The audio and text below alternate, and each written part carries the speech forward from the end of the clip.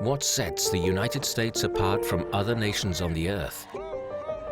Is it the concentration of wealth, or the prevalence of poverty, the peace and quiet, or the violence? Perhaps it's all of the above. However, there is something more. What truly distinguishes the US is its unique ability to police the world as it sees fit, regardless of the cost. Is America pushing its democracy to a breaking point by doing so?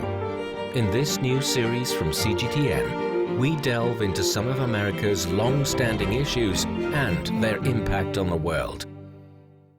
Will immediately impose additional punishing economic sanctions. Unilateral sanctions. Strong sanctions. Sanctions at a very massive level. Why is the US so keen on imposing sanctions? And who are actually being hit the worst by US sanctions?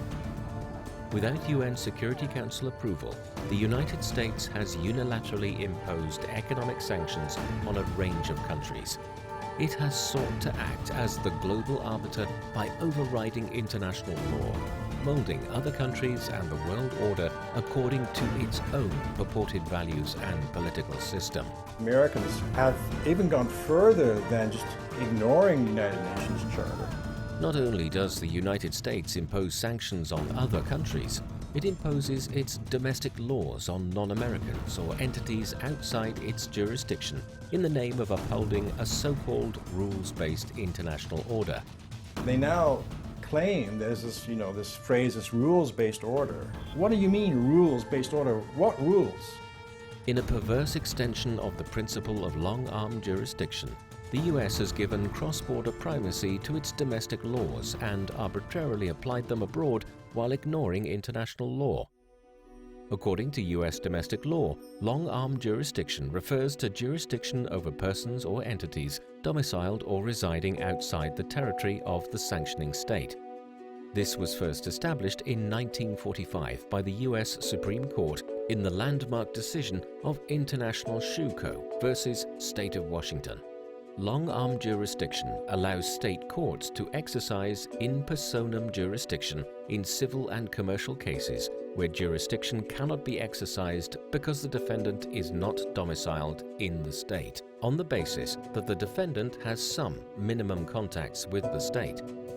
The minimum contacts rule is now being used by the US as the grounds upon which to exercise long-arm jurisdiction over an extraterritorial person or entity. And international laws, to some extent, recognize a country in certain conditions may implement so-called long-arm jurisdiction. However, customary international has imposes a lot of disciplines upon the implementations of such long-arm jurisdiction. According to international law, the exercise of a country's jurisdiction over an extraterritorial person or entity generally requires that the person or entity or its conduct has a real and sufficient connection to the country. Yet the US has chosen to also apply the minimum contacts rule when exercising long-arm jurisdiction, thereby constantly lowering the application threshold.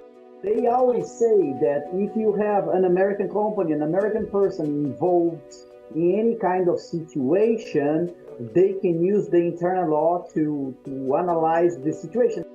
Only the US Congress can authorize the extraterritorial application of US domestic law. One way to achieve this is for Congress to include extraterritoriality when crafting legislative language.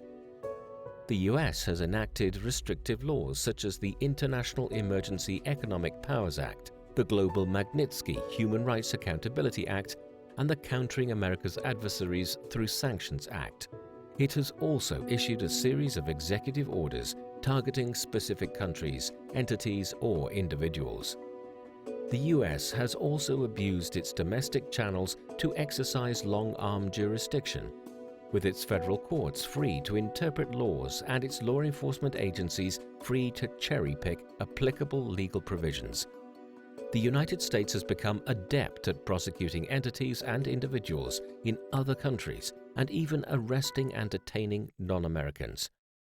In 2013, when Frédéric Pierucci, an executive at French industrial conglomerate Alstom, arrived at New York's JFK Airport, the FBI arrested and charged him under the infamous Foreign Corrupt Practices Act, FCPA, for bribing Indonesian officials to win a power plant contract. The FCPA was born in 1977 to rein in corrupt practices in corporate America. It was a pioneering statute and the first law in the world to govern the conduct of citizens with foreign government officials in foreign markets. But later, the US government found that this disadvantaged US enterprises in overseas competition, so it made huge efforts in various ways to make the law international. Told me that if you plead guilty, you're going to be released in 6 months. Pierucci refused and was imprisoned for more than 2 years. He later found out that his arrest was part of a secret economic war that the United States was waging against certain European countries. On the Alstom side, the clear goal was to buy out the company and to control basically all the nuclear power plants in France. Et ils m'ont arrêté pour faire pression sur le PDG d'Alstom. La menace était que, comme j'avais été arrêté et que j'étais proche de lui, il savait très bien que la prochaine étape, c'était de l'arrêter lui-même. En m'arrêtant, ils ont mis la pression sur lui pour qu'il coopère, et donc pour qu'il accepte de payer une amende qui à l'époque était la plus grosse amende au titre de cette loi payée au Department of Justice, donc plus de 700 millions de dollars. Et ils ont mis la pression sur lui aussi pour qu'il vende. Ultimately, Alstom was forced to pay a $772 million fine, the biggest financial penalty ever imposed by the United States. The company also relinquished control of its power generation subsidiary to General Electric, its biggest competitor in America. Well, the American trap is basically the way the US is using the law as an economic weapon to weaken their competitors. For Alstom, you had several companies who went through this. You had Total, Technip, Alcatel, but every time the company managed to make a deal with the United States and sign a plea agreement and pay a big check. That did not make the headline. What was different about Alstom is that basically Alstom did not only pay a check, but then was basically sold out to General Electric. It's just a question of leading technology. So they are abusing, they are using their legal law system to try, as it says, a long-arm justice, to try to input some problems with those companies, so our viewers can understand. So they use their internal jurisdiction and twisted some internal law to avoid competition. According to documents released by the US Department of Justice, US-based companies were fined about $4.2 billion for FCPA violations between 2015 and 2022. While foreign domiciled companies paid 4 times as much, $17.3 billion, to resolve government investigations. Among the companies fined more than $50 million, 24 were based outside the US, while only 9 were domestic. The asymmetrical way in which the US treats domestic and foreign companies and citizens has raised questions about its intentions. It's a bias because what they call corruption. The United States inside the country use that as a lobby. But when the countries, they try to lobby in industry, they say that it's corruption. So they apply a corruption act that is inside the United States, is not a value in other countries. That's a curious, I would say, measure that the United States has been taking to fight competition elsewhere. One of the key reasons the US is able to apply its domestic anti-corruption laws overseas so effectively is the dollar-dominated international monetary system established after World War II. I think the US has weaponized American dollar together with the international payment system known as the SWIFT system.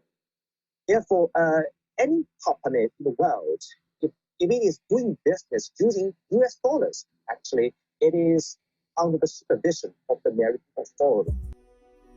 5 years after the Alstom crackdown, the United States used a similar strategy against Huawei when its CFO, Meng Wanzhou, was arrested in Vancouver at Washington's behest on December 1, 2018, in connection with sanctions against the Chinese telecom giant.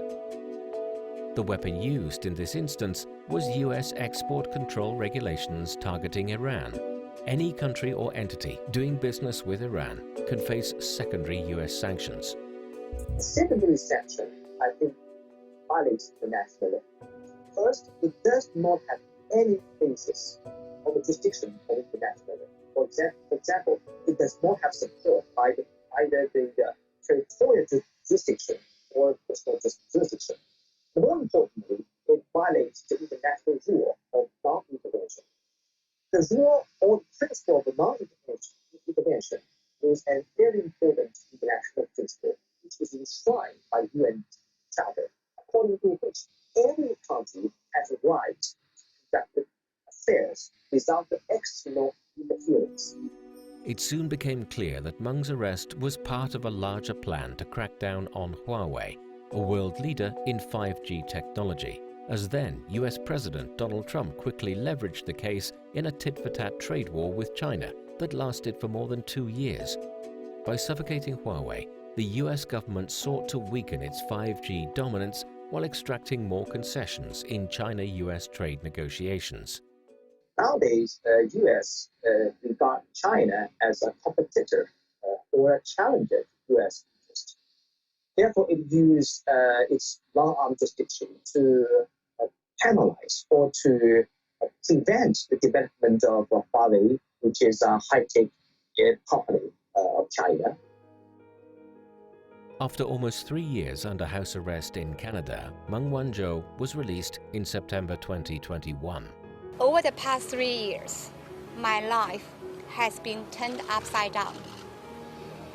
It was a disruptive time for me as a mother, a wife, and a company executive. But I believe every cloud has a silver lining. There is a very similarity in the way that the U.S. Department of Justice is approaching this. Basically, in order to put pressure on the company, they arrest or they indict somebody close to the top of the company. So what is happening to Mrs. Meng is very similar to what happened to me. Now, on the Huawei side, it's more to stop a competitor who has a big advantage in a unique technology, which is a 5G technology, which is the technology of the future. In recent years, America's arms have been getting longer and longer. In fiscal 2021, the number of entities and individuals on US sanctions lists reached 9,421, a 933% increase over fiscal 2000. Professor Daniel Dresner of Tufts University has stated that America has become the United States of sanctions. So, why is the US increasingly imposing economic sanctions?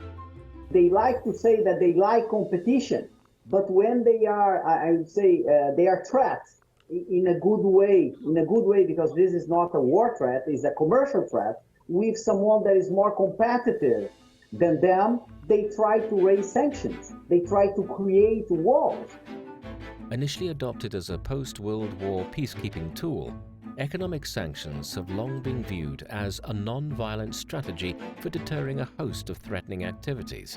But as they are more and more widely used by countries such as the US, they have ironically become hostile acts that now resemble a new form of warfare. They create sanctions to stop companies, to stop sectors around the world, and that's what they have been doing with China for quite a long time, to protect themselves, because they are not real competitive in some sectors. We see that with semiconductors. We are seeing that with Chip 4, the alliance that the United States proposed with South Korea, with Japan, towards the semiconductors and chip industry. to avoid competition. According to American studies academic Manu Karuka, the United States has imposed 2/3 of the world's sanctions on more than 20 countries since the 1990s. Except for Antarctica, sanctions of the US cover every continent. US government economic sanctions imposed on Syria have caused countless civilian casualties, cut the Syrian people off from basic necessities, and blocked its economic development and reconstruction. Sanctions that make it illegal for many international pharmaceutical companies to sell medicine to Syria have led to chronic shortages of drugs and medical equipment. القائمة تطول هنا، ولكن الواضح أن الهدف من هذا القانون هو في جوهره الضغط على الشعب السوري في لقمة عيشه وحياته اليومية، ومحاولة خنقه في مشهد غير إنساني يذكرنا بذات الوحشية التي خنق بها جورج فلويد وآخرين في الولايات المتحدة. The devastating earthquakes in February 2023 only increased Syria's suffering. نمنا بالجامع 3 أيام ورجعنا على البيت ولا شباك، كله يعني اتكسر، وعم نموت من البرد. المعونات ما في أبداً، ولا حدا أجى لعنا، ولا حدا قالنا شو ناقصكم، ولا شيء أبداً. والوضع كتير مأساوي. UN Special Rapporteur Elena Duan recently visited Syria, where she reported that 90% of Syria's population lives below the poverty line. Limited access to food, water, electricity, adequate housing, fuel and medical supplies are direct results of the ongoing sanctions. Despite their magnitude, the Syrian sanctions are dwarfed by those imposed on Cuba, which has been under the boot of US sanctions for more than half a century. Yo realmente pienso que se debería aflojar el embargo y terminar con el embargo que no ha tenido el objetivo, pero si afecta al Estado, al país, por lo tanto, me afecta de alguna manera u otra, me afecta a mí también. Afecta en el sentido que yo llevo en esta actividad 40 años y si ahora me veo limitado por recursos y por cosas y tengo ahora más edad, por supuesto que me va. Realmente afecta la vida, por ejemplo, el embargo o bloqueo, como se le quiera decir. Yo prefiero desde Cuba decir bloqueo, pero sin embargo realmente tiene una gran afectación en la vida de los cubanos en todo sentido. Cuando uno compra determinado producto y quiere pagarlo y hacer una transferencia, son muy pocos bancos en el mundo que acepten las transferencias que tengan origen de Cuba. El código SWIFT hay que ponerlo y cuando pones la palabra Cuba te cancelan esa operación.